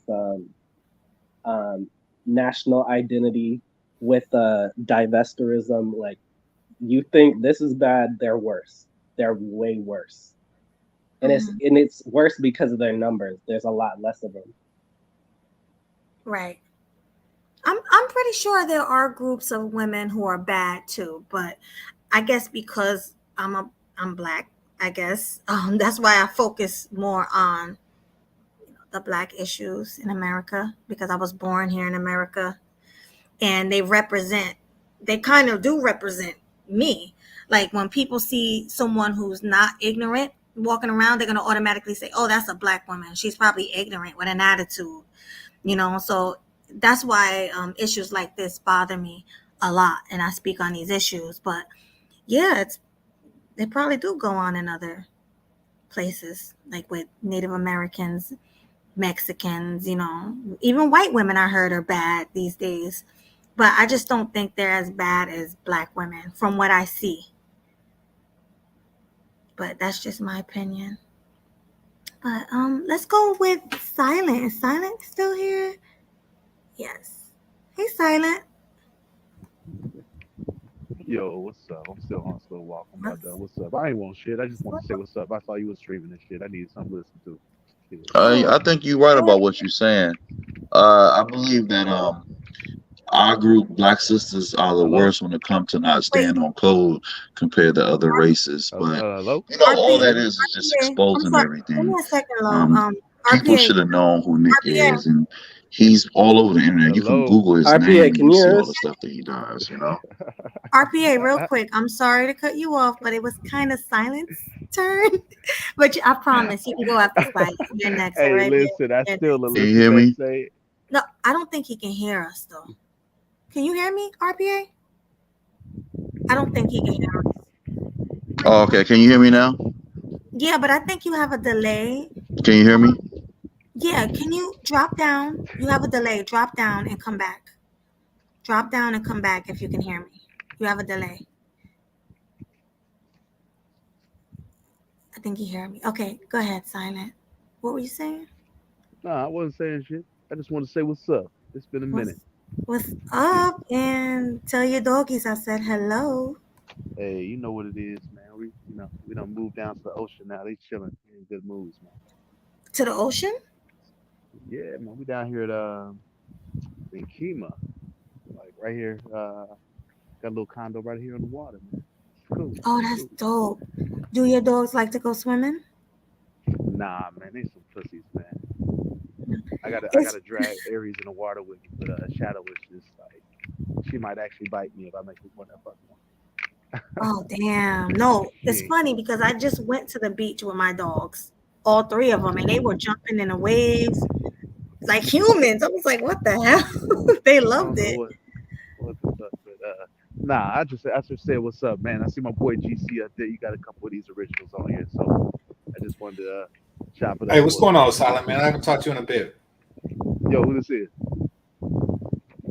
It's Who is GC. this? It's GC. Damn. Oh, damn, bro. Your voice sound different as fuck, bro. What's good, man? I don't know. Maybe it's a different mic or something. Shit, man. We ain't 22 no more on these panels, so we sound different, bro. Hey, what's good, man? How you doing? Yeah, I'll it's been let a y'all get moment. It's back been a to moment. You don't have any thoughts on the topic? Fuck it, sure. I mean, I don't know what the big conversation about. I just heard some niggas was cooning, yada yada yada. You know how I feel about coons, bro. You know what it is. You know, you got to make some money, and the easiest way to make money is to shit on black folk. You know, it's when you black. So you know, and Yeah. it's really it's when you're trying to go mainstream, you're trying to appeal to really a predominantly white audience that likes niggas who talk down on other niggas. You know, they like niggas who say, see, the problem with black people is they like them type of niggas. So you got to let them know what side you on if you want to blow up. You got to bend over for the Illuminati. Yeah, exactly. I mean, I mean, people just want to spark controversy. They want to say something that's unexpected. That's all. They want to say and do something that. I mean, everybody's looking for that viral moment. Yeah. Like, everybody gonna talk about the nigga who wear the white hood and shit and clip that shit. Yeah. Comments and it just creates activity. Well, Motherfuckers ain't got no honor. they don't. Well, I have a question for you. Do you think a lot of people in this space are cooning? Yeah. Yeah, I mean, Cooning? Like, you don't have to say any names, but that's one thing I noticed about the space. There are a lot I of think I Black think Tony. Bernard Black coons a Tony. bit. I think fucking Big Nate coons a whole lot. I think there's a few fellas in here cooning a lot. I think I like Fantastic when my man be cooning a lot. I say names. I don't give a fuck. Say what it is. Yeah, I mean, I didn't start want to doing say it. names. I don't I give didn't a fuck. want to say names. But yeah, it's Uh, pretty bad. and listen, ain't nobody that I call coons I haven't called to their face. Okay, that's good. Well, at I least mean, you know, you've been on panels with me. I've been very clear. yeah. Well, at But least they know. At least you told them. So it's not like you're talking behind their backs. But I mean, you yeah, I know, mean, look, what I see. I mean, honestly, I didn't. You know, when I first got on these panels, you know, I used to be like, you know, I used to like the underdog, right? And Cash used to say, hey, you know, Cash used to be in these spaces because of the issues of women or whatnot. And I used to be like, nah, brothers are like me. You know what I mean? They're just about it, and you know, they could just see the world through a different set of lenses. But the truth is, a lot of the coons is all I gotta say is look at them, right? Come on, man, they wasn't hitting on no hoes. These are the same cats you see growing up who got talked about for being ugly in fucking school, bro. It's just what it is. They look exactly the way you think they gonna look, man. And so that cool shit is just a way to kind of stick their nose up at black people who didn't accept them or welcome them the way they felt or wanted they should, you know, be in the community. And this is their way of like getting back at black people by talking down on black people. mhm, It's agreed. funny shit. Like I said, it's giving self hate to me. It's Yeah. like they don't like the skin that they're in, so they want to like hate on other people who look like them, I guess. And So it is what it is. Hey, listen, I'll let you get about it. I'm about to get back to a good night. So I just wanted to chop it up for a second, say what's up. well, I appreciate you coming because it's been a minute. It's been a minute. GC, my dude. The originals, bro.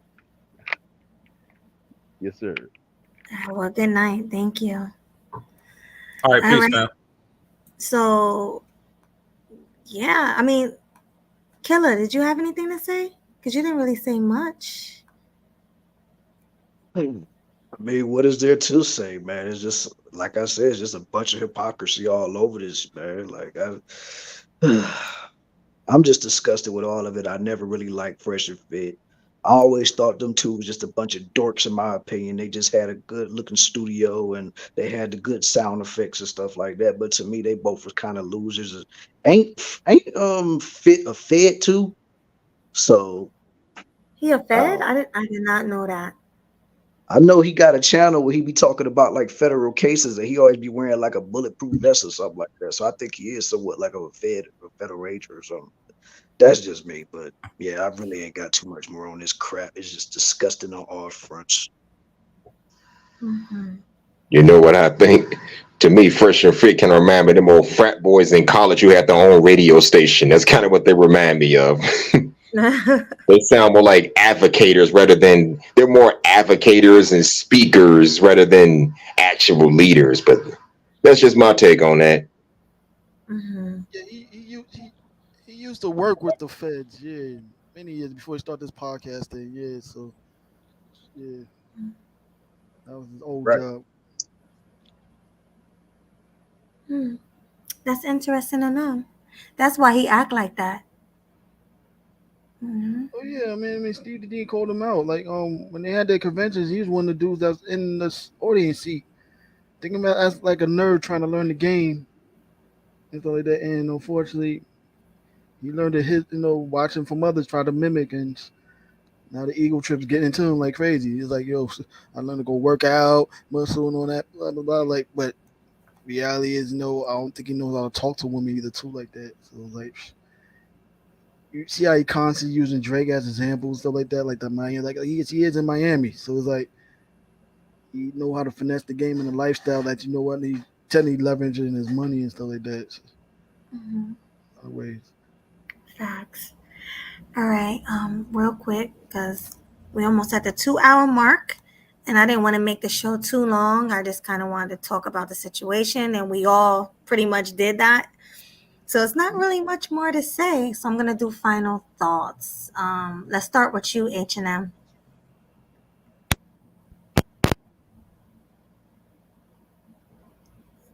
You there? Okay, we'll come back to H&M. Dimitri's final thoughts.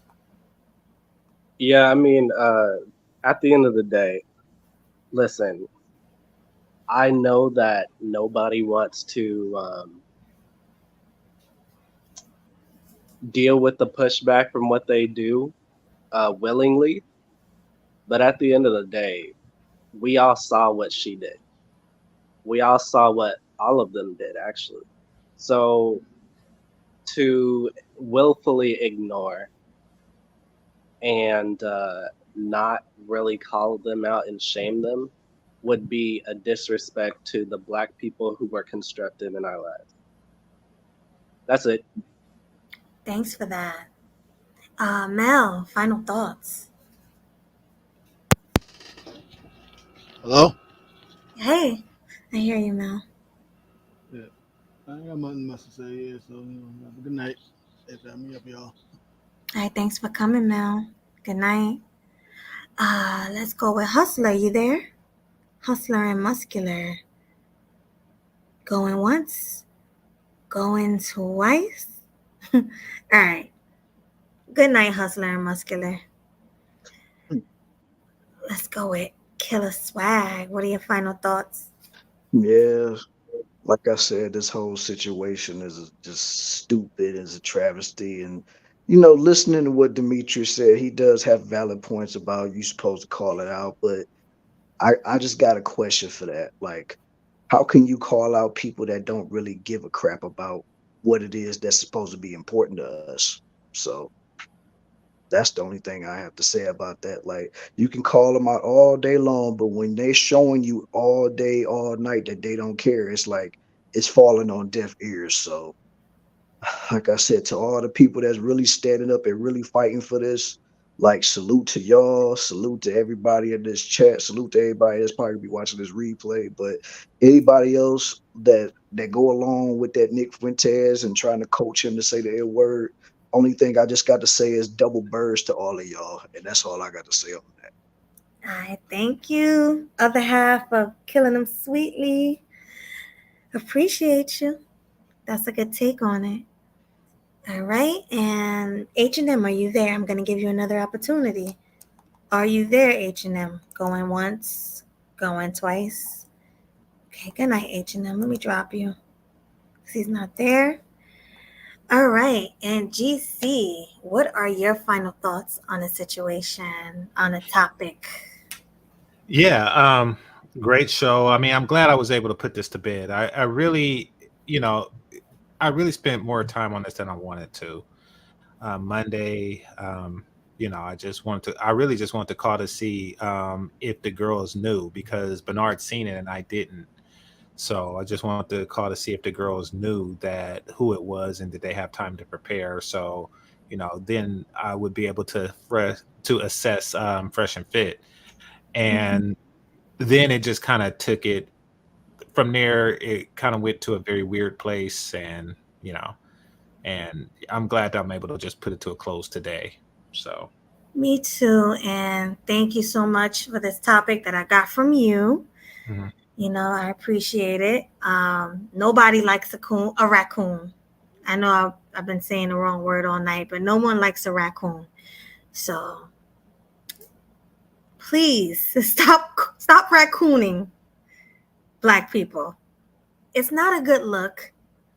It really looks bad. And stop clout chasing. I mean, it's pretty simple. That's all I really have to say. It's that simple. It's not a lot of words that can explain what I'm trying to say. That is it. Stop clout chasing. It's stupid. It's ridiculous. All right, everybody. So thanks for coming. It was a great show. Thank you to everybody who came up. Thank you to Game Changer, Killer Swag 216. Thank you, Aunt T, for that super chat. And thank you to the audience. You know, we're nothing without you guys. We love you guys. And peace. Oopses. Peace.